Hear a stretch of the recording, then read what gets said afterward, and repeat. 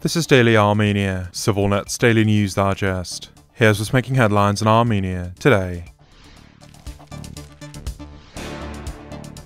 In a rare comment regarding Armenia, Turkish President Recep Tayyip Erdoğan said yesterday that Ankara is proceeding with the normalization of relations with Yerevan, matching the pace of Azerbaijan. Speaking to reporters, Erdoğan added that he's satisfied with current developments. We are conducting the process of normalizing relations with Armenia in parallel with Azerbaijan, Erdoğan said. After more than 30 years of instability, a window of opportunity has opened in the South Caucasus for lasting peace and security. Yerevan and Ankara launched normalization talks in late 2021, seeking to establish diplomatic relations and reopen their shared border, closed since 1993. Despite multiple rounds of meetings between the special envoys, no progress on the ground has been achieved so far. Commentators have long noted that Turkey closely coordinates its steps with Azerbaijan, which remains cautious about an early border opening. Last Wednesday, Garud Paylan, a former Turkish lawmaker of Armenian descent, said he expects the border to reopen by February, initially for third country nationals, and later for Turkish and Armenian citizens as well. He did not, however, name his sources. Turkey's Minister of Industry and Technology, Mehmet Kajir, also touched on the topic on Saturday, expressing hope that improved relations with Armenia would boost trade opportunities across the region.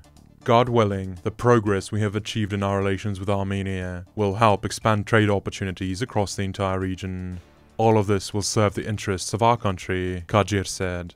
However, he referred to a planned transport link across Armenian territory as the Zangezur Corridor, which is a term Yerevan strongly rejects.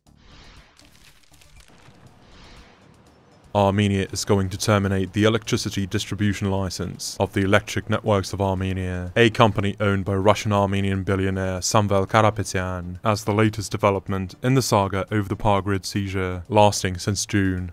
The decision was announced today by the Public Services Regulatory Commission, the government body that issues licenses and sets utilities fees in the country. The proposal will be reviewed at the agency's upcoming session on Thursday.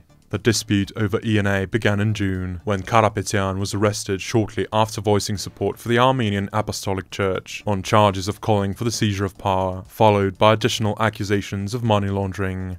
Soon after his arrest, Prime Minister Nikol Pashinyan announced that ENA would be nationalized, citing the need to ensure the country's energy security. An interim management team was then appointed, which reported multiple cases of mismanagement and alleged financial crimes over the past decade. Karapetyan's representatives have since filed an arbitration claim in Stockholm, seeking to suspend both the nationalization process and the appointment of external management. The case remains ongoing. ENA is responsible for delivering electricity from regional substations to households and businesses across Armenia, while a separate state-owned company manages the high-voltage network connecting power plants to those substations. Last week, the European Union presented Armenia with a visa liberalization action plan, a roadmap outlining the conditions that, once met, would allow Armenian citizens to travel visa-free to Europe. The document is extensive, so we've prepared a comprehensive explainer, breaking down what the requirements are and how realistic Armenia's chances look. To read the explainer, follow the link below. And as always, please follow СивилNet for the latest news and independent reporting from our contributors on the ground here in Armenia.